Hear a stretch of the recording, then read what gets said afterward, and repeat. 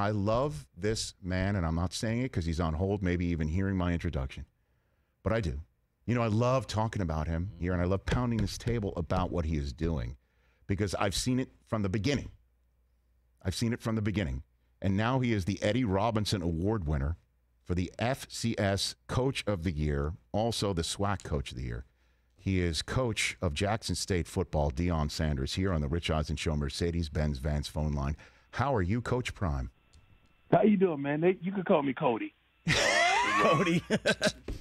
I thought you were the comeback player of the year. You still are, right, Deion? I was, because the hair is back, but I'm Cody now. Cody Prime. Uh-oh. For the record, you were the first guy that was promoting a podcast I ever heard. You was the first guy. For the record. Oh, Deion. Oh, you have no idea, Prime, the stories that I've been telling from this chair. I know you're a busy man, so I know you're probably not keeping track of everything. But I told the story the other day. Did you see Kurt Warner's shiny jacket that he wore? Oh, my God. I saw it. I did. I actually liked it. I liked it. Okay. Because the rest of the country was he trended off of his choice of jacket. Yeah, because it wasn't Kurt-like.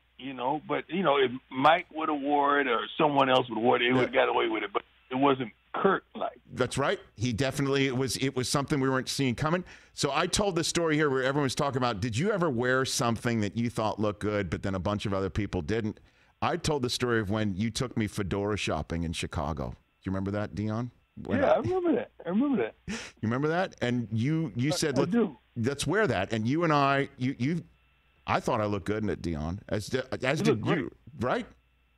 You look great in that. And it was timely. It was timely.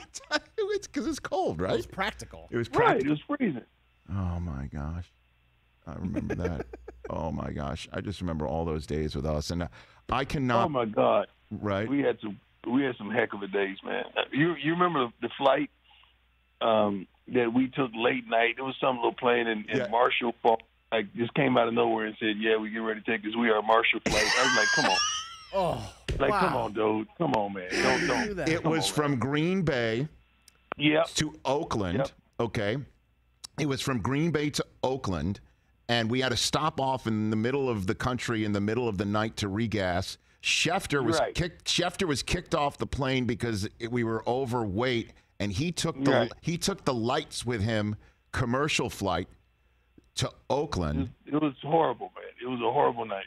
And that's, though, when he was nervous about going to Oakland because he had just reported that Art Shell was going to be fired by the end of the season. You remember? Yep. The Raiders called him a false rumor mongerer. And then mongerer. A mongerer. You used to kill him with that mongerer. Well, you're the one. We were in the car in front of him. He drove a separate car because he's going to the airport after the pregame show, and you're the one who told the security guard to stop him, to say no mongerers allowed. We had some heck of a times, man. I thought of so many things that were unbelievable, man. Oh, it was great. And now, Prime, I could not be more excited for you because I also, all of us, when we were going through all of that, had a front row seat about you and coaching your youth, coaching the kids, creating your own school to make sure that you were coaching the kids in the manner in which you wanted to coach them. I saw it, and I knew how serious you were about it. And to see you win the Eddie Robinson Award just hits me right where it should in all the fields. I'm wondering, what about you, Prime, that you have an Eddie Robinson Award winner? Rich, you have no idea. I'm thankful. I'm elated. I'm happy. I'm appreciative because my staff was wonderful that supported me. And when I went down with my mess and my illnesses and my foot, they supported me and they had my back and they kept the torch burning. It was a wonderful thing. And just to understand that journey from once I first started, man, and to be coming in there whenever I could and late sometimes because I was coaching. And I wouldn't even come over there because I was coaching, in the Hall of Fame. And I loved it just that much. And to just see the toil be recognized for such a prestigious award as Eddie Robinson. Like, man, you got to be kidding me, Eddie Robinson. So it's a blessing, man, and I'm truly appreciative. And so, how are you feeling? You good? Right now? Yes. I worked out this morning. I'm doing my rehab. I'm still like 25 pounds down. I got to gain back. I got to get my weight back. But I'm getting stronger, my man. I'm getting stronger every day. I'm lifting. I'm working. I'm just trying to get it back. I love it. And hopefully I'll be walking soon. Okay. And I look forward to hearing about all that and seeing all that and watching you, stalking the sidelines as a coach should. So I'll ask you a question here, Deion Sanders, that I would have asked you if you were sitting next to me on NFL Network about you and Travis Hunter and getting the top recruit in all the land to come to you to Jackson State and your staff getting him to come to you to Jackson State. Why do you think people were so surprised about that, Deion, that you got him? Because people are always astonished for what they hadn't seen. And they hadn't seen a young man of that caliber go to a HBCU in the last 30 years. So that's why they were surprised. Then the idiots start to think foul play. How are we going to play foul? Well, we don't have any funding. If we had funding, now you could play the game like everyone else plays, but we don't have that. So you can't play that game. I gave you a nugget within that last comment, by the way. Mm-hmm. I saw it. I heard it. Travis is a kid who studied me like crazy, and people don't understand. This kid really, really studied me. I mean, to the point where this kid he adores fishing. Like, when I found that out, like, okay, you're a kid from the inner city, but you love to fish, and you love the bass fish. So where are you going to bass fish, in the inner city? So things like that, it was just a synergy. And you got to understand, I'm 54. And if Travis is 18, just say, for instance, his mother had him when she was 20 or 18. She's 36 or she's 38. That was kind of in my era where I was really rolling. You know what I mean? Mm-hmm. So she would have understood exactly who I was back then on the field and who I am right now, to prayerfully take her son from being a young man to a fully grown man that's responsible. And I don't lie. When I talk to parents, I tell them the truth. I'm not promising your son any number. I'm not promising he's going to start. I'm not promising him an NIL deal. I'm promising you he's going to come here, he's going to get a good education, he's going to work his butt off and earn every darn thing he gets. That's all I promise. That's it.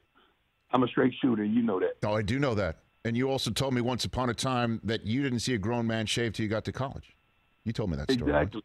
And that never heard of a bank account until I got to college. Until I got to pros. Mm-hmm. So I got into the pros. So a lot of things I didn't understand. So now I'm implementing those things that would have blessed me truly if I had known in college. A lot of things that I'm implementing with my team, that if I had known that in college, I would be not just a better man, but I'd probably be in a better place financially. Not that I'm not, but I would be in a better place financially, and I would have more wisdom, tremendously. So your pitch to the kid does not include NIL at all, or no, you're just because we can't guarantee that. We can't promise you that. I don't have those type of contacts like, hey, man, I'm going to get you this NIL deal. That don't come along with me.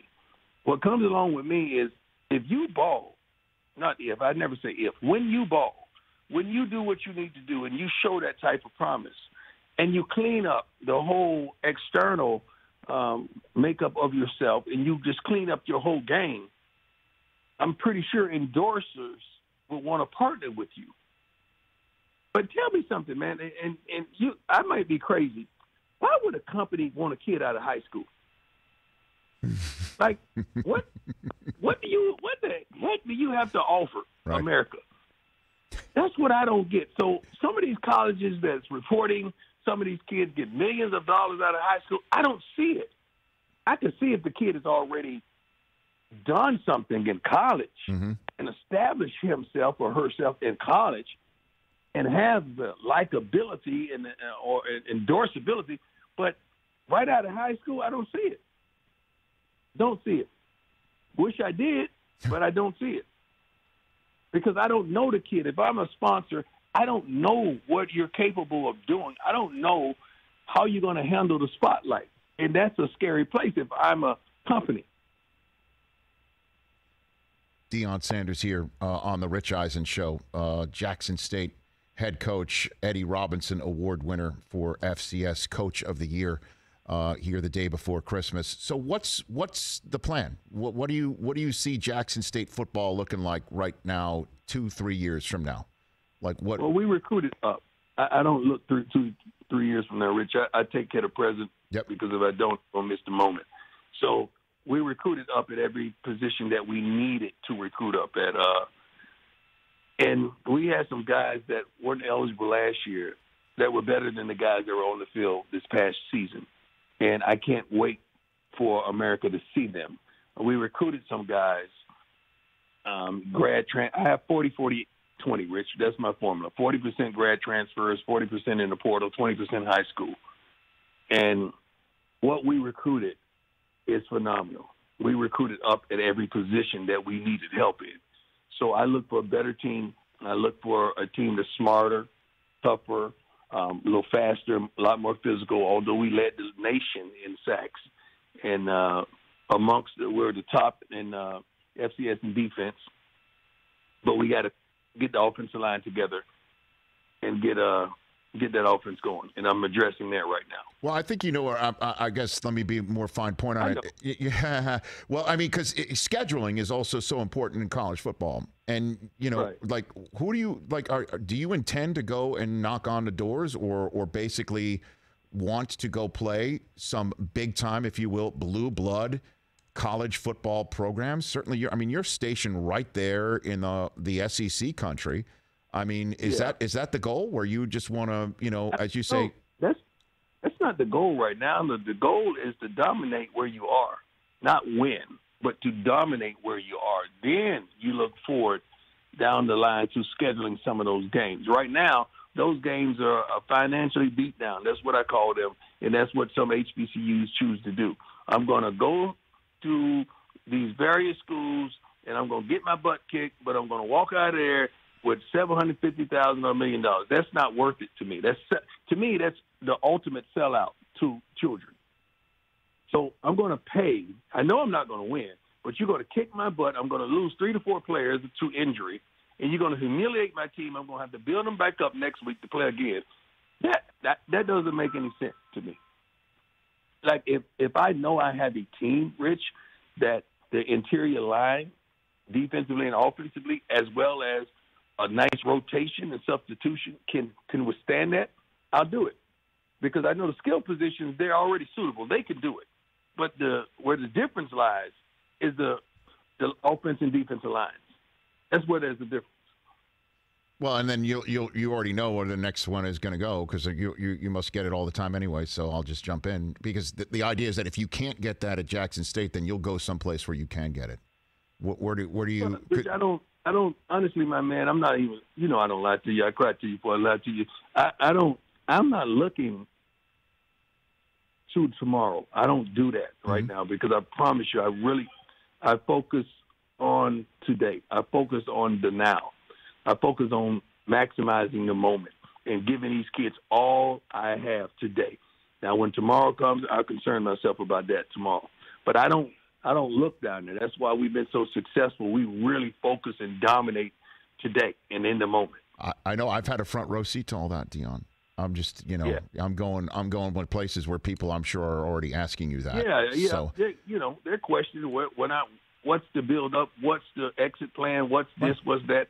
I don't think like that, man. I got to, Rich. Not only do I have to win, I have to dominate. Like I take this next phase of my life just like I did the game when I played the game. I got to dominate this thing, and we're winning, but we're not dominating. And that's the plan over 2022 and beyond. So last one for you on this subject matter, Prime.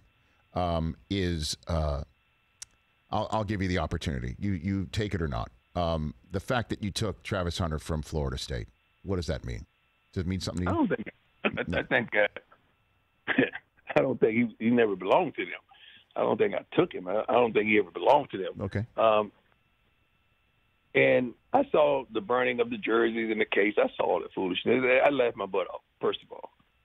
But this is something I don't understand. And I wasn't going to say this, Rich, but you're my guy, so I got to say it on your show. Okay. I think it was either a year before or a year before that is that your head coach, who I'm very fond of, who I think is a great coach, who I think is going to do tremendous feats for my alma mater, called me to help him recruit a kid out of Louisiana. And I FaceTimed the kid, I FaceTimed the mother, and I did my thing. Florida State has been using me for years to do what I do, to help influence these kids to come to the wonderful alma mater. No problem. I did it. I believe the kid signed. So what's the difference of me doing that and doing it for myself? So it was good enough for you, but it's not good enough for me. That's what I have a problem with. So you're saying now I'm good enough to get you players, but the player, or I'm not good enough to get me players. Which one is it? Are we not good enough at Jackson State, or I'm not good enough as a person? I would like that answer. I don't know if you're going to get that answer, Deion, but I know, Rich, but does it make sense to you? I mean, I'm really yeah. That's the thing. I know. You know how many years Florida State has been selling me and my accolades and what I've accomplished to come to that wonderful, prestigious university, which I'm proud of. Yeah. Yeah. So if I'm going to sell me, why don't sell me? You selling me. I can't sell me. Deion Sanders. Just something to ponder. Yeah, just ponder. That's something for Christmas weekend. Yeah. Just pondering aloud. I'm stroking my beard. I'm stroking my beard. You don't see me stroking my beard. So last one for you here. I don't know how much pro ball you're locked in on like back in the day. I know you're still doing stuff on that front, talking about it. But what do you think of that kid Diggs playing in Dallas? What do you think of him? The cornerback. I think he's phenomenal, man. What do you think of him? I think he's phenomenal. I really hadn't had a chance to really study him and watch him because I used to be into the pro game totally. Now I'm into the college game totally. But the kid, what he's accomplished is phenomenal. Of course, the next phase is going man to man against the best every week. You know how that is. Yep. You know how that is. Then you start really to get the accolades and the talk of the guys that's been doing it for years. Like a guy like Patrick Peterson came out of the womb playing man-to-man against the opponent's best receiver. Jalen Ramsey, same way, came out of the womb his first year playing against the best man-to-man. And you're going to get balls. They're not going to throw away from you because you're going to be on the opponent's best. That kid can play the game, man, and I'm proud of him. What he's doing out there on the field for cornerbacks.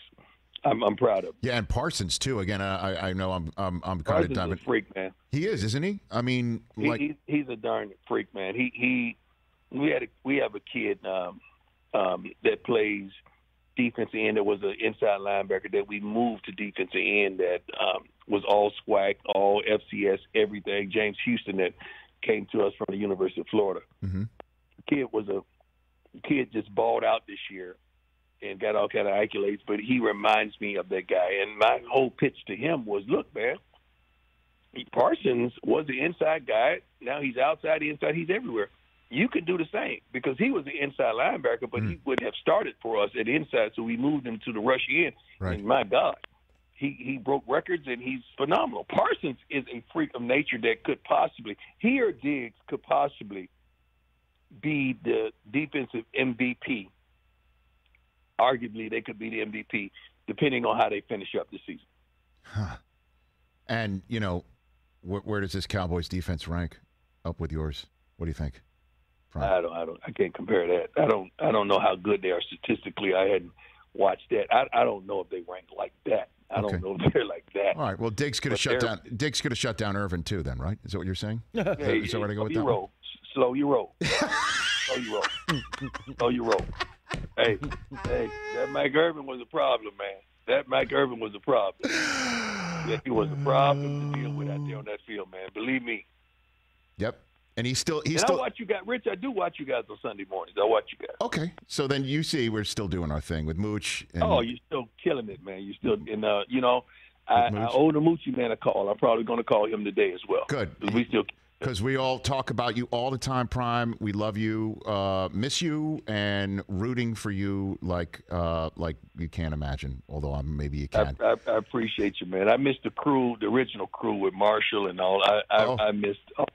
Yeah, we talked. Is Del Tufo still with you? Well, Del Tufo is off today because he's never here. So oh my God, he will be so upset that you gave him that shout out, and that he's not here. Too bad. You snooze, you lose. Well, your whole crew is unbelievable. I remember, when you decided to go off and put your pinky extension on and put your pinky in there and your feet in the sand, I was able to fill in for you graciously. Hey. Your crew is unbelievable, man. You have an unbelievable crew. Well, we feel the same way about you. You got to interview. You got Morgan Freeman here. I mean, you chatted with Morgan Freeman on this set back in the day. Yeah, that's great. That goes down in history. Yeah, that's something I definitely tell the kids.